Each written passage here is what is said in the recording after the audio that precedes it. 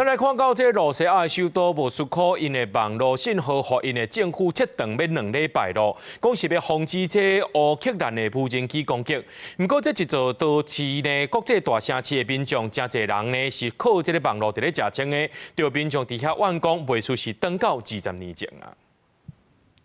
未使用通訊軟體，不過只敢若看到一個圓塊一直說，表示無法度連線。在過去2禮拜，羅西亞首都莫斯科的民眾突然間網絡攏無啥會通，政府切斷真濟網絡信號，民眾無法度佇網絡頂買物件，巴肚枵也無法度叫外送，交朋友傳信息也真困難，科技水準倒退20年。Да, отключение Телеграма для меня это проблема, потому что я со всеми общаюсь там, и меня раздражает факт того, что я не могу быть на связи со своими близкими.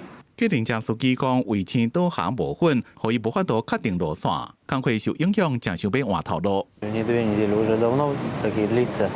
Тяжело работать без интернета, не видно точку Б, куда ехать, непонятно, маршрут не грузится. Из-за этого, собственно, и пассажиры недовольны бывают, и работа очень тяжелая получается.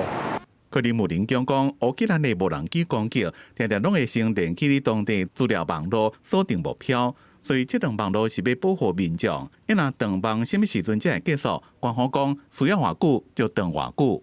Все действия осуществляются в строгом соответствии с принятыми законами.